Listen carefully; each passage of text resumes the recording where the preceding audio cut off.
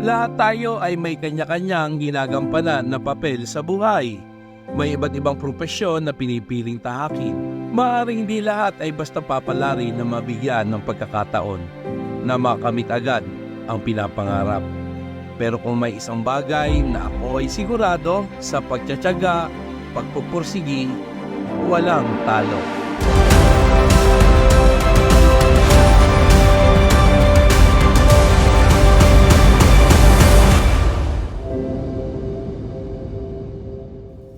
Hi, ako si Edwin Salvador. Tara, samahan niyo ako sa isang araw ng aking pagiging isang guro. Siyempre po, sa umaga, kailangan po muna magta-time in. Tara po, punta tayo sa faculty. Dapat ang guro ay laging handa kung ano yung kanyang ituturo.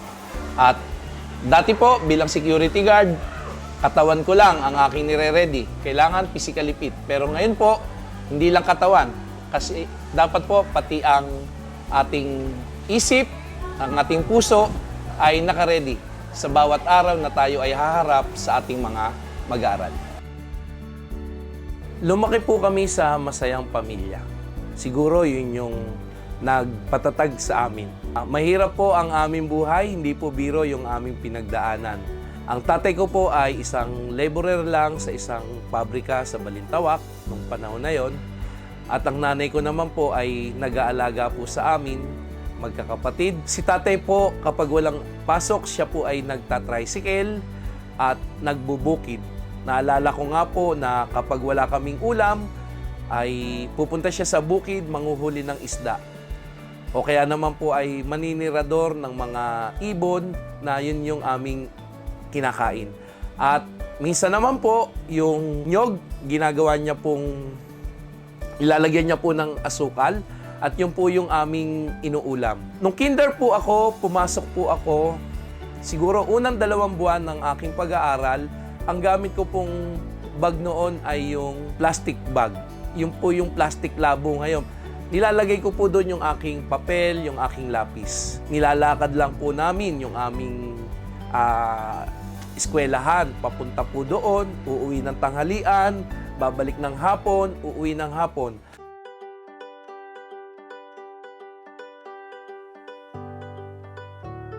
Ito po yung aking dating guardhouse na binabantayan nung ako po ay isang security guard. Ito nga po pala yung aking anak. Teacher na po siya ngayon dito sa annex. Hi, kanak. Napilitan po akong mag-security guard dahil yung anak ko ay mag-aaral na ng kinder at kinakailangan ko ng stable na trabaho. Nag-apply po ako bilang maintenance, pero wala pong bakanting maintenance. Kaya po, napilitan po akong tanggapin yung pagiging security guard. Nung ako'y security guard, masyado po akong pakialamero. Natutuwa po ako, nandito pa to. Ito po yung tangke ng bowl ng CR na kung saan naisipan ko na gawing lagayan ng halaman. Ayan po. Buti po, nandiyan pa siya. Noong nagsi-security guard na po ako, nagbaba po ng DepEd memo, dapat daw po ay may training ang mga security guard ng DepEd. Wala naman po akong training, wala naman po akong papel sa pagsi-security guard. Kaya po, napilitan akong mangutang sa pinsan ko para po makapag-training. Nagsimula po ako ng 5,000 sa pagsi-security guard, na kung saan pilit pinagkakasya po yung ating pinagkakakitaan. Dahil sa kahirapan ng buhay, dapat po hihinto ako ng pag-aaral ng high school. Dahil naawa po ang aking lolo at lola na hindi ako makakapag-aral. Kaya mula sa Bulacan, mula po dito, kinuha po nila ako. Pinatira nila ako sa kanila sa bahay nila sa Tondo. Kung saan, doon ko po naipagpatuloy ang aking pag-high school sa Jose P. Laurel High School sa Tondo, Maynila. May edad na po ang aking mga lolo at lola nung panahon na yon. Ayoko naman po na iasa sa lahat sa kanila yung aking pag-aaral. At bilang tulong, sa umaga po ako po ay nag-iigib ng tubig o yung nag-aagwador. At pagdating naman po ng mga alas 11, alas 10:30 ng gabi, ako po ay naghuhugas ng jeep doon sa kapitbahay namin.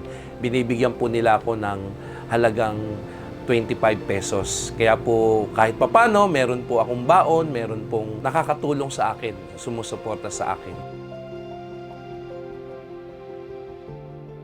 Pagkatapos ko nga po ng high school ay nagtrabaho na po ako sa pinsan ko bilang runner, bilang substitute waiter at taga-alaga ng mga kanyang mga apo. Nasundan po ito ng pagtatrabaho ko po sa katayan ng manok, sa gawaan naman po ng sapatos. Doon ko po nakilala yung aking magandang asawa.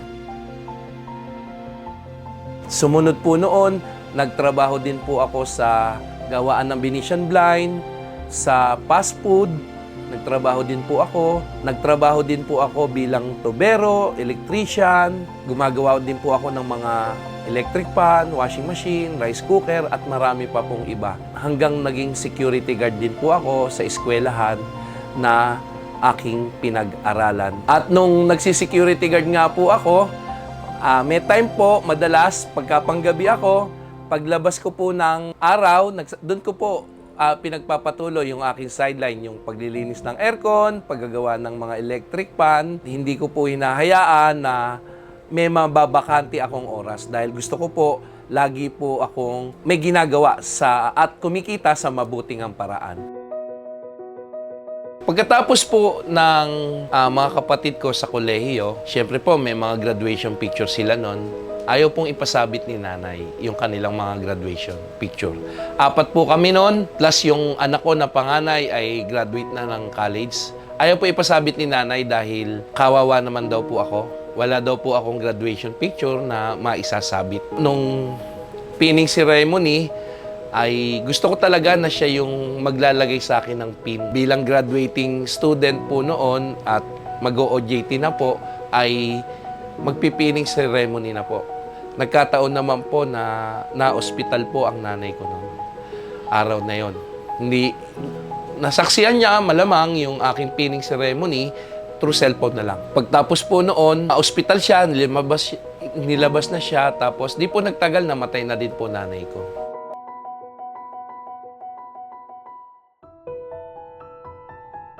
Ito nga pala yung aming campus na nagbantay din po ako dito. Mula 2002, ang aking simula ng pagiging security guard po dito. At dito rin po ako nagkaroon ng inspirasyon na baka sakali na maituloy ko yung aking pag-aaral sa kolehiyo dahil meron din pong college po dito. At dito din po ako nakagraduate ng pagiging isang teacher. Nakakamiss yung classroom na to. Ayan po. 4 na taon po kami na dito namin binuo yung aming pangarap.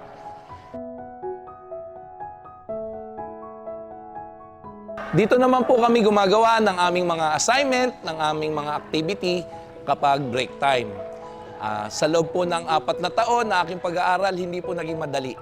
Una po, yung modern technology na po kasi ang pag-aaral ngayon, katulad ng paggamit ng cellphone, ng laptop, ng computer, hindi po ako sanay nun.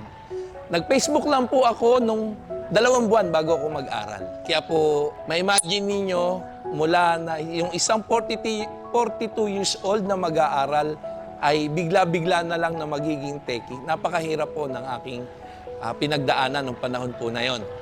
Tuwing mag-i-enroll po ako, hindi ko naiintindihan yung mga subject na aking iti-take up the following next semester. Kabahan po ako. Kaya iba po talaga yung pakiramdam nung ako ay makapasa ng LET examination. Security guard sa Bulacan, nagtapos bilang magna cum laude sa kursong elementary education. This man couldn't hold back his tears after finding out that he passed the licensure examination for professional teachers. Nasa bus po ako noon, papunta kaming Cavite, na kung saan napakabagal nung data. Hindi ko halos makita yung pangalan ko.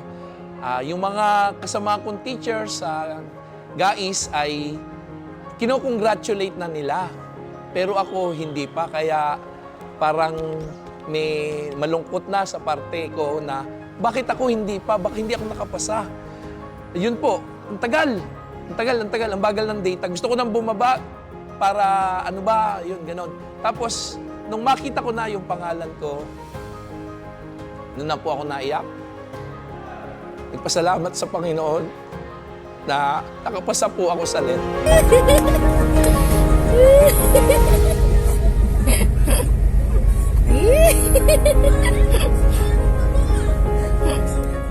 Ayaw ko pong lumabas yung resulta noon. Natatakot po ako.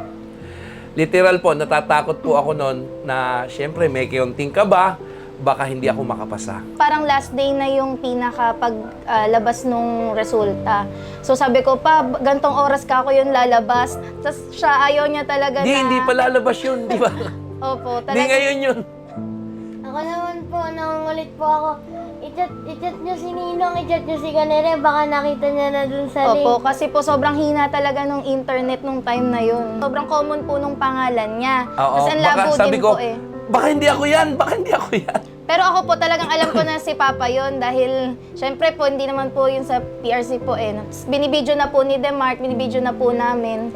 Tapos nung nakita na po talaga ni Papa, nung sa mismong cellphone ko, ayun po, bigla na lang siyang umiyak. Napaiyak na po ako noon. Kasi po kami, pag naiyak po si Papa, tawang-tawa po kami ni ate. Anong feeling mo ngayon nung nakapasa si Papa? Anong iniisip mo nun? Bukod sa tawang-tawa ka dahil umiiyak siya, anong iniisip mo nun? Masaya po, tas sinabi ko po, magkakabahay na po kami. Ayun pa, congrats. Dahil sa dami ng pinagdaanan mo, finally, na-achieve mo na talaga yung pangarap mo. Ang dami mong pinagdaanan, grabe, kahit iyang edad mo na yan, talagang pinush mo pa din na makapag-aral, hindi ka nahihiya. Kahit sa cellphone, sa laptop, nahihirapan ka, tinry mo pa din, nakipagsabayan ka sa panahon ngayon. Kaya congrats, deserve mo yung mga achievements mo ngayon. Salamat, Papa. Congratulations. Lumaki akong ganito dahil sa'yo.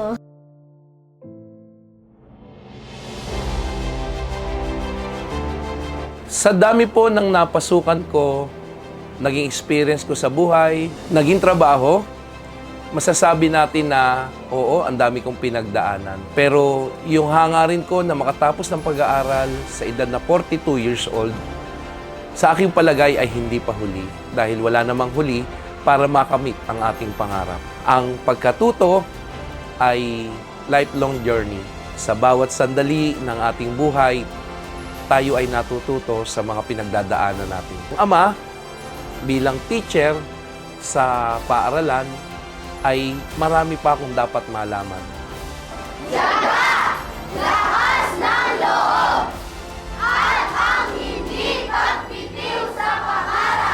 Yan ang kwentong Edo Kampiyon ko.